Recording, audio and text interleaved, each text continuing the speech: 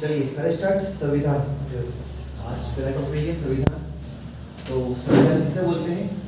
किसी भी देश की शासनिक प्रशासनिक व्यवस्था को संचालित रूप से चलाने के जो नियम किस दस्तावेज में लिख देते हैं उसे क्या बोलते हैं अपन? संविधान। समझ में आया? या किसी देश की शासनिक प्रशासनिक व्यवस्था को संचालित करने वाले पहलू अगर किसी दस्तावेज में लिख दिया जाए तो उसे संविधान कहते हैं। Is clear? राज व्यवस्था किसे कहते हैं? राज व्यवस्था संविधान में निहित मूल्य को यदि व्यवहार में लाया जाए तो उसे क्या कहते हैं? राज व्यवस्था। समझ में आया? राज व्यवस्था और संविधान में ये डिफरेंस है। Is clear? अच्छा, संविधान जो होता है ये एक जो वैधानिक दस्तावेज, कैसा होता है? वैधानिक दस्तावेज होता है। वैधानिक का मतलब है उससे जो कानूनी शक्तियां उसको प्राप्त होती है। तो संविधान एक वैधानिक दस्तावेज होता है। संविधान जो है किसी भी देश की सर्वोच्च विधि होता है। क्या होता है? सर्वोच्च विधि या मूल विधि होता है। कौन सी विधि? मूल विधि होता है। मतलब संविधान से बढ़कर कोई भी नहीं होगा। राष्ट्रपति या प्रधानमंत्री सबसे बड़ा कौन होगा? संविधान। संविधान की अगर बात करें तो सरकार के 3 अंग होते हैं। सरकार के 3 अंग होते हैं। कितने? 3 अंग। कौन कौन से? लेजिस्लेटिव, ठीक है, एग्जीक्यूटिव और एक आपका जुडिशियल, मतलब विधायिका,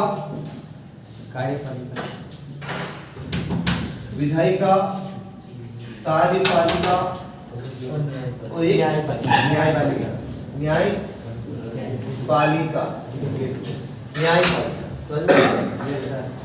का काम है, विधायिका काम है विधि निर्माण। क्या करना? कानून बनाना। मतलब कानून बनाना। विधायिका काम है सिर्फ कानून बनाना। देश में किससे क्या चल रहा है उसके अकॉर्डिंग जो कानून बनाना उसका काम है विधायिका। कार्यपालिका का है जो विधायक कानून बनाती है उसको इम्प्लीमेंट करना, मतलब उसको लागू करवाना, किसका काम है? कार्यपालिका। और जो विवाद होते हैं, है ना, इनके मध्य जो विवाद होते हैं उनके निपटारे के लिए न्यायपालिका है। ठीक है, न्याय दिलाने का काम किसका काम है? न्यायपालिका। ठीक है। अच्छा, विधायिका सेंट्रल स्टेट पर तो होती है, राज्यसभा और एक राज्यसभा और लोकसभा। ऐसे ही स्टेट स्तर पर 2 होती है। राज्य स्तर पर कितनी होती है? एक विधान परिषद, जैसे केंद्र में राज्यसभा ऐसे ही राज्य में विधान परिषद क्या होती है? और जैसे केंद्र में लोकसभा ऐसे ही राज्य में विधान। इनका काम है सिर्फ देश में विधि का निर्माण करना। क्या करना? विधि का निर्माण। इसका काम क्या है? इसका काम है जो कानून बनता है इसको लागू करना। ठीक है। अच्छा, इसमें कार्यपालिका, इसमें राष्ट्रपति रहेंगे। कार्यपालिका कौन रहेगा? राष्ट्रपति, प्रधानमंत्री, ठीक है, मंत्री परिषद। और ये किससे करवाएंगे? Civil service. जो सिविल सर्विसेज में जो सिलेक्ट होते हैं उनके थ्रू ये लागू करवाते हैं। और इनका काम है विवादों का निपटारा करना। क्या करना? जो भी विवाद खड़ा होगा उसका निपटारा कौन करेगा? विवादों का निपटारा करना, ये इसका काम है न्यायपालिका का। तो यहाँ समझ में आया? यहाँ तक समझ में आया आपको? क्या पढ़ा अपन ने? पहले पढ़ा अपन ने संविधान। तो संविधान क्या होता है? किसी देश की शासनिक प्रशासनिक व्यवस्था को संचालित करने वाले पहलू को यदि किसी दस्तावेज में लिख दिया जाए तो उसे संविधान कहते हैं। क्या कहते हैं? संविधान। और संविधान में निहित मूल्यों को अगर व्यवहार में लाया जाए तो उसे राज व्यवस्था कहते हैं। क्या कहते हैं? राज व्यवस्था। याद रखना, संविधान एक संवैधानिक दस्तावेज या संवैधानिक पक्ष। संविधान एक संवैधानिक पक्ष है तो उसका व्यवहारिक रूप क्या है? राज व्यवस्था। समझ में आया? यस और नो? अब बात करते हैं संविधान 2 प्रकार के होता है। कितने प्रकार के? 2। इसको रफ कर दूं। संविधान आपके दो टाइप से है, लिखित और एक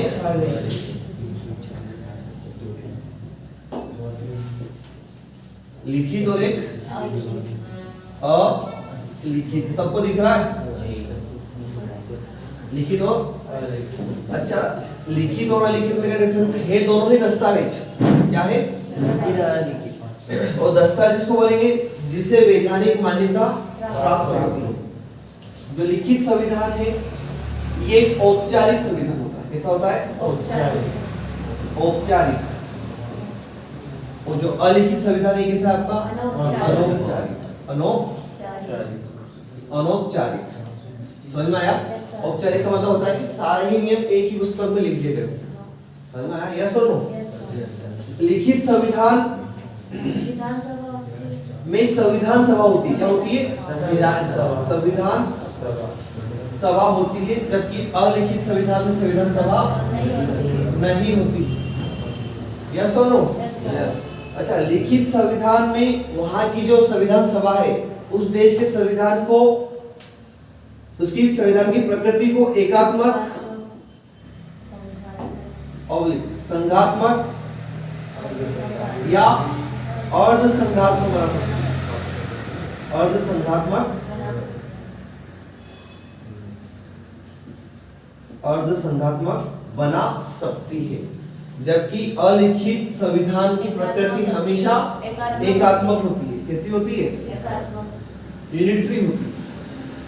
यहाँ पर लिखित संविधान की जो प्रकृति नेचर है वो आपका यूनिटरी हो सकता है, फेडरल हो सकता है या क्वासी फेडरल हो सकता है, लेकिन ये हमेशा जल्दी बोलिए एकात्मक होता है। कैसा होता है? एकात्मक। Very good. अच्छा, उसके बाद बात करें तो लिखित संविधान में, लिखित संविधान में सर्वोच्च शक्ति, सर्वोच्च शक्ति याद रखना न्यायपालिका पास होती है। किसके पास? न्यायपालिका के पास। उसके बाद विधायिका और फिर कार्यपालिका के पास। इसके पास? कार्यपालिका के पास। लिखित संविधान में सर्वशक्ति पहले न्यायपालिका के पास, उसके बाद विधायिका और उसके बाद कार्यपालिका। लेकिन अलिखित संविधान वाले देशों में हमें सर्वोच्च शक्ति जो होती है वो पहले विधायिका के पास होती है। किसके पास? लेजिस्लेटिव, उसके बाद न्यायपालिका और उसके बाद कार्यपालिका के पास। कार्यपालिका के पास होती है। यस और नो? अच्छा, याद रखना विश्व में केवल 5 ही से देश हैं जिनका कॉन्स्टिट्यूशन कैसा है? अलिखित। कौन कौन से? ब्रिटेन, कनाडा, इजराइल, सऊदी अरब और न्यूजीलैंड। समझ में आया? ये 5 से देश हैं जिनका संविधान कैसा है? अलिखित। अच्छा, एक और चीज, लिखित संविधान को अधिनियमित संविधान भी बोलते हैं। कौन संविधान? अधिनियमित संविधान भी कहते हैं, जबकि अलिखित संविधान को अभ्युदित संविधान बोलते हैं। कौन सा? अभ्युदित। ठीक है। एक और चीज, जो लिखित संविधान है वहां की जो संसद है उस संविधान को नम्य मतलब फ्लेक्सिबल, नम्य ऑब्लिक अनम्य या नम्य प्लस अनम्य का मिश्रण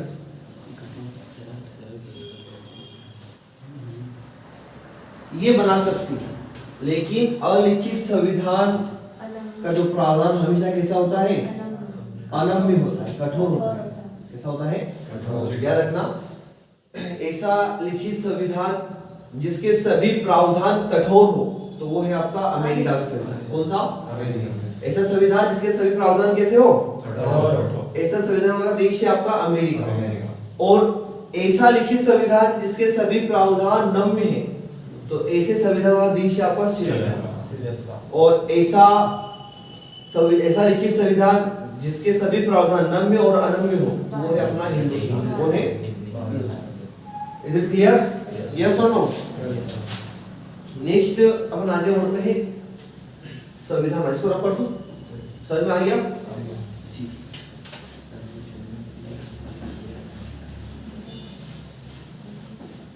नेक्स्ट है संविधानवाद, कॉन्स्टिट्यूशनलिज्म। संविधान वाद, संविधानवाद किसे बोलेंगे, ठीक है। तो यार है ना, जहां पर अगर विधि का शासन है, क्या है, विधि का शासन है, ठीक है, खुला समाज है, क्या है, एकीकृत न्याय व्यवस्था है, ऐसी एकीकृत न्याय व्यवस्था है, तटस्थ नौकरशाही है, लैंगिक न्याय है, लोकतांत्रिक मूल्य है वहां पर, खुला समाज है, ठीक है, राजनीतिक समानता हो वहां पर, सामाजिक समानता हो, अगर ये सारे ही तत्व अगर इसमें विद्यमान है तो इसका मतलब है कि वो क्या है, वहां पर संविधानवाद, क्या है, हमारा जहां पर संविधानवाद अगर अपन बोले तो जहां पर विधि का शासन हो, क्या हो, विधि मतलब कानून का शासन, विधि का शासन हो, खुला समाज हो, लैंगिक समानता हो, मतलब सभी लोग समान है वहां पर, ठीक है, राजनीतिक रूप से समान हो, सामाजिक रूप से अगर समानता है, तटस्थ नौकरशाही है, एकीकृत और सुदृढ़ न्यायपालिका है, इसका मतलब है कि वहां पर क्या है, आपका संविधानवाद है, उसको क्या बोलेंगे अपन। और अगर किसी संविधान में संविधानवाद का मूल्य अगर ज्यादा है, इसका मतलब है कि वो कैसा है, संविधान नैतिकता है, वहां पर क्या है, संविधान नैतिकता है। Is it clear? अब नेक्स्ट बात करते हैं अपन संविधान की विशेषता है, संविधान की, भारतीय संविधान की विशेषता है, silent future of salient features of Indian constitution. तो क्या क्या विशेषता है अपने संविधान की, यानी ना भारत का संविधान जो है विश्व का विशालतम संविधान, कैसा है, जो भारत संविधान विश्व का विशालतम संविधान। सेकेंड जो है वो है नम्य और अनम्य, नम्य प्लस अनम्य का सम्मिश्र, नम्य और अनम्य का सम्मिश्र। थर्ड है आपका सिंगल सिटीजनशिप या एकल नागरिकता, एकल नागरिकता। और आपका संसदात्मक स्वरूप,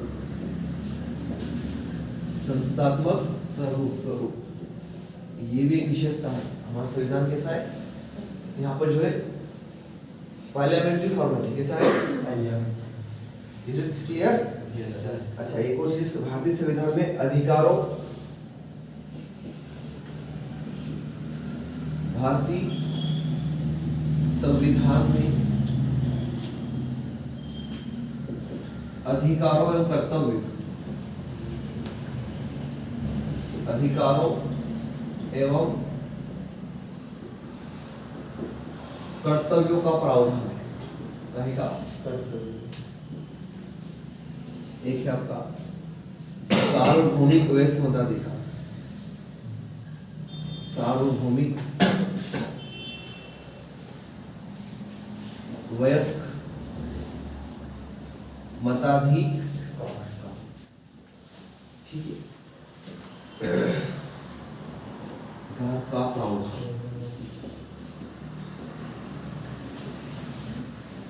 और लास्ट है आपका एकल समेकित न्यायपालिका,